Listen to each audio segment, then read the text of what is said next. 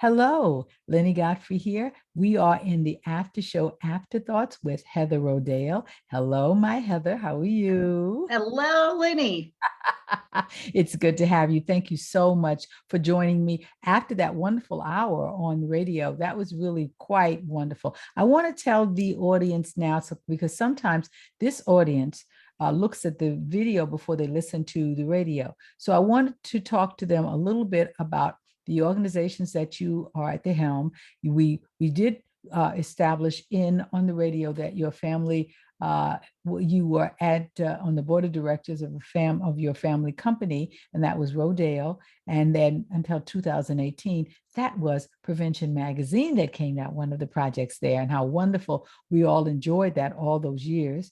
And now we're going to talk about the organizations that you created while you were there and then have continued all the way since. Now, can we talk about both the art show and healing through the arts? Yes. Okay, go right ahead.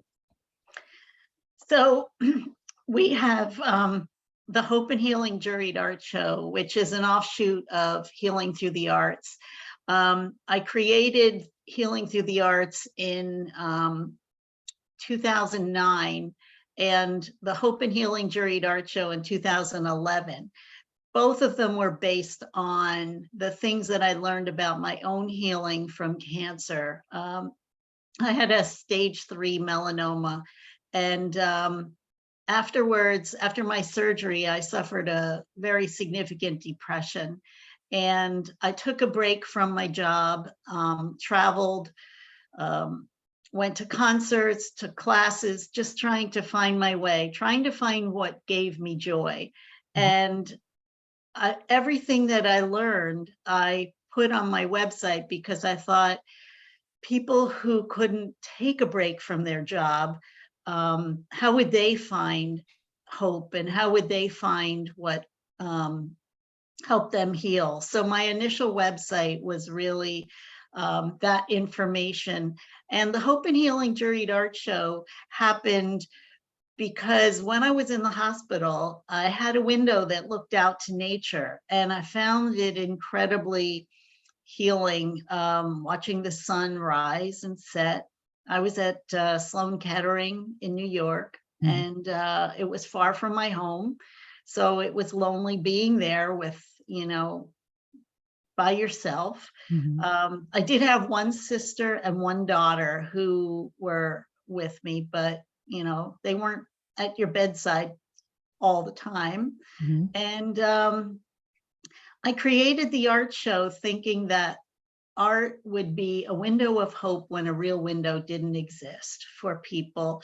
And it mirrors the work of Dr. Roger Ulrich, who found that patients in a Philadelphia hospital who had a room that looked out to nature, as opposed to a room that looked out to a brick wall, went home from the hospital at least one day sooner, needed less pain medication, were more hopeful about their future. And there was a whole host of other positive benefits that extended to those people who had a nature view. So, and I find nature every time I'm suffering or just having a bad day, just going outside and being inspired by the changing scenery is really special.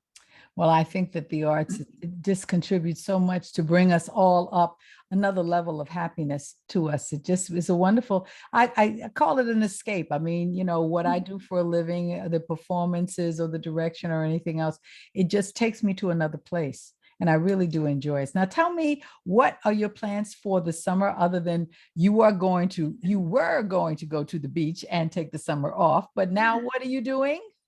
So now I'm teaching kids at the 6th Street Homeless Shelter in Allentown, and another organization that has at-risk students.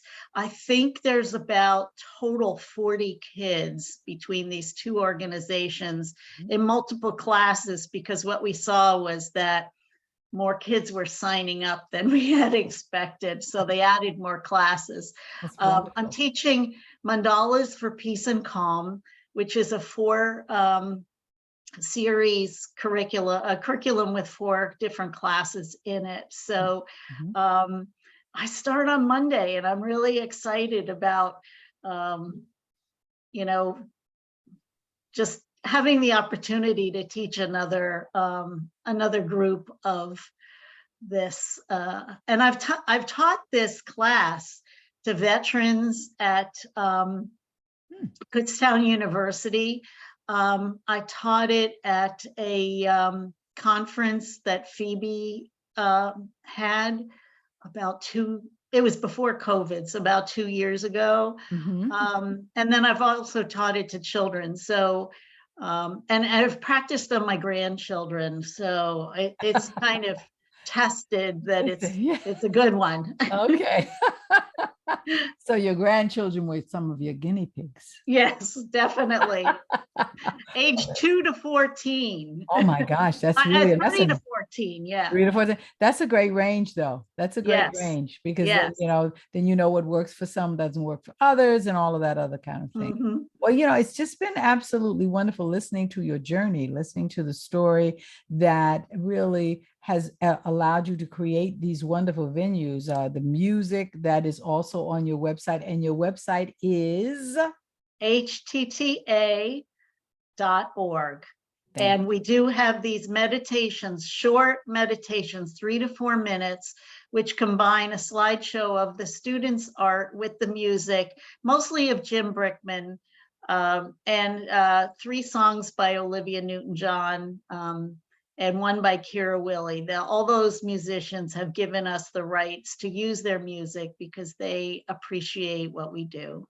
That's absolutely wonderful. I just really admire what you've done over time. I've been to some of the juried shows, and have a little participation in the Healing Through the Arts, contributions. So I'm very, very, aware of your desire to let people know how important it is for us to regard the arts as an important element in the healing process, whether it's mental illness, physical illness, all of those things. Then and doing what I do for a living, the part that I'm so proud of, and that Equity, which is the actors union, does send out actors to hospitals to entertain, to do all those kinds of things, and it's a wonderful program. We are aware of that. We just need to sustain it and support it more and more, as much as we possibly can. So I thank you for doing it for this area. I'll do as much as I can to support whatever you need, but because I'm so proud of the fact that you are doing this, Heather. Oh, thank you.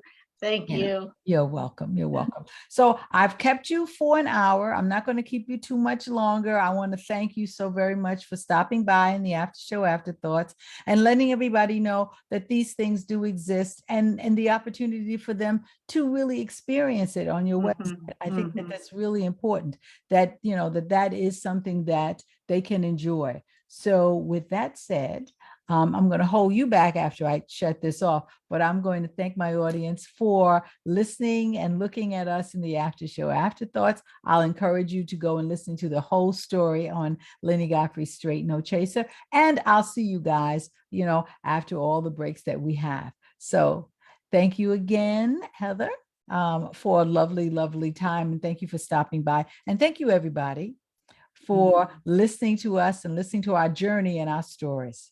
Okay, see you soon. Bye-bye. Bye. It's always a pleasure. Bye. Bye.